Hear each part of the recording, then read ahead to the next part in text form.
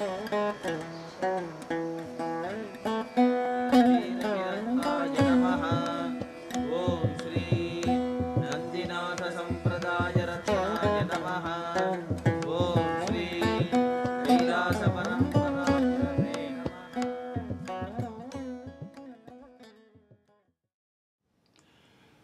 are all familiar with the phrase, "we are what we eat."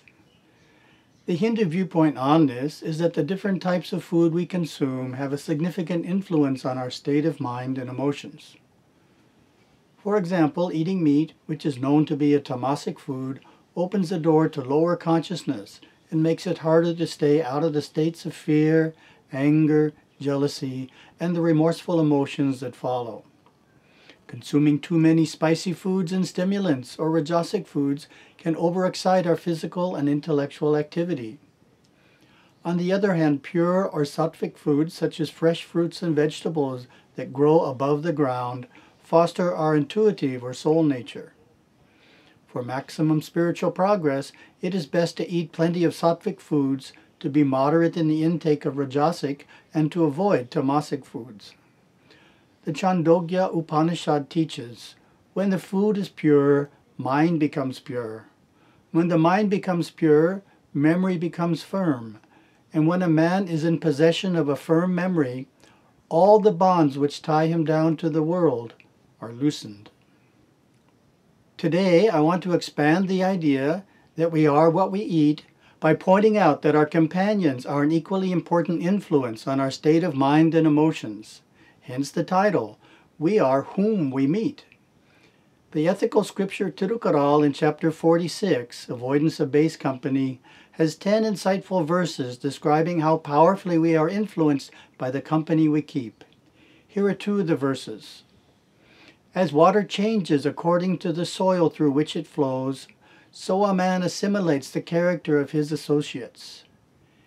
Even perfect men, possessing the mind's full goodness, are fortified by pious fellowship.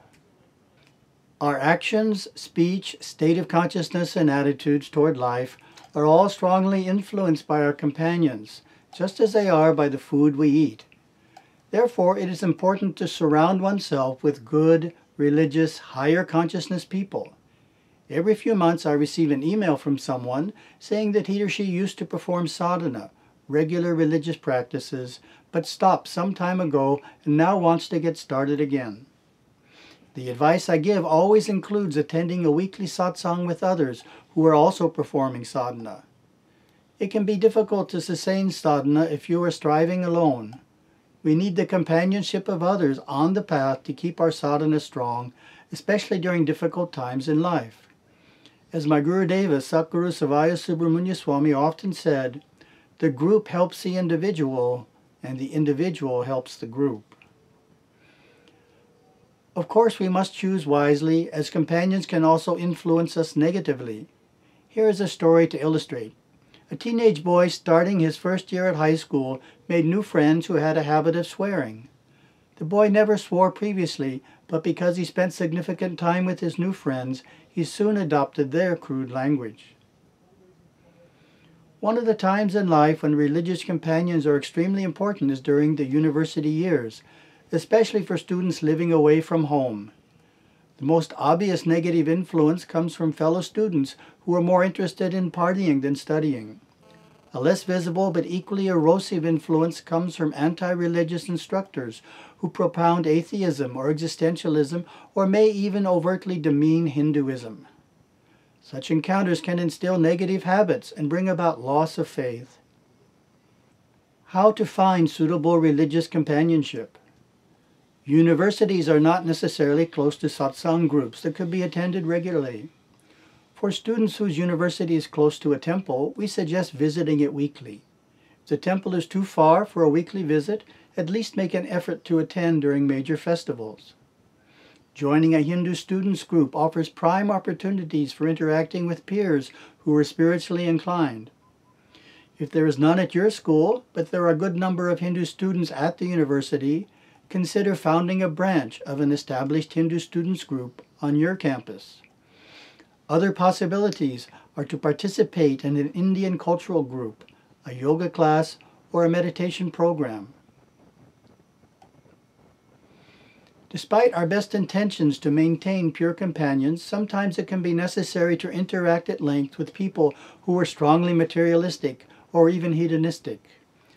The challenge is to do so without letting their emotions penetrate and influence our own. This does happen. You will experience their moods and emotions and may interpret them as your own.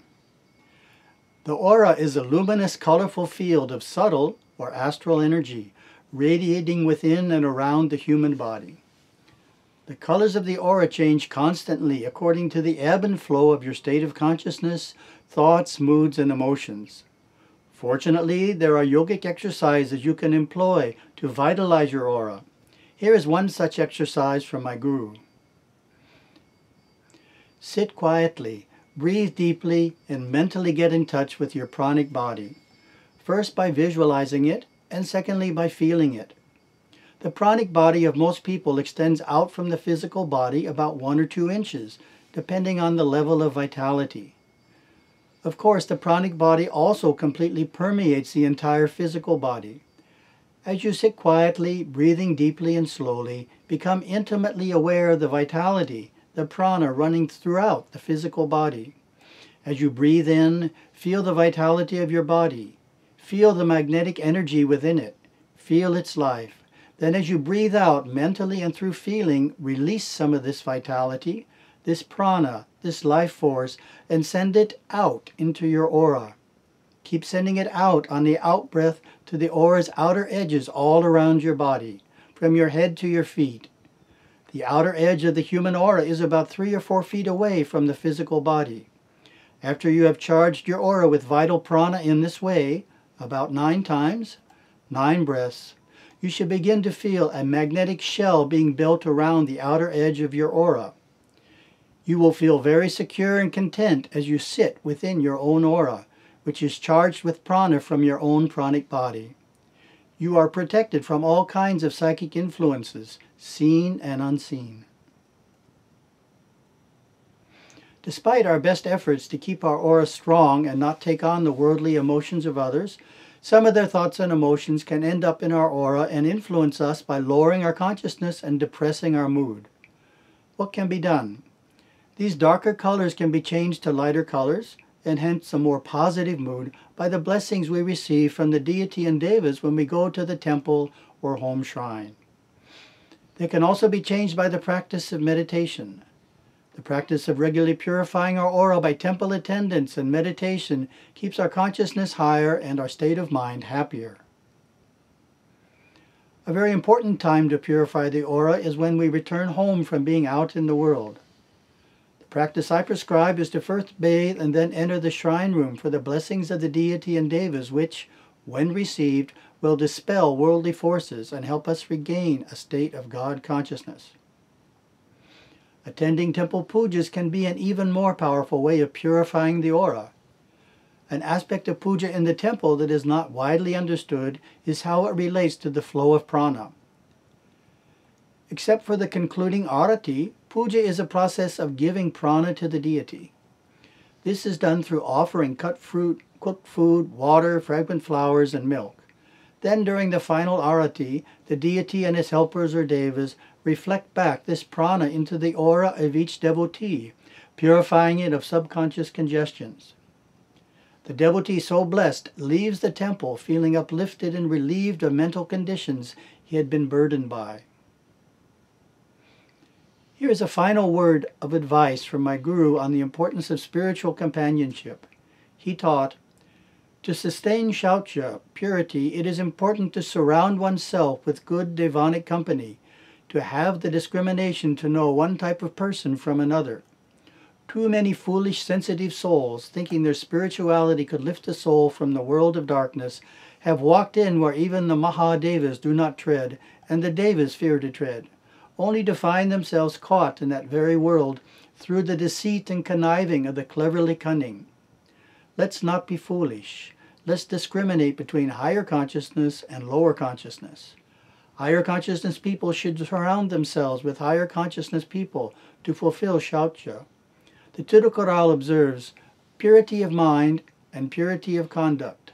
these two depend upon the purity of a man's companions.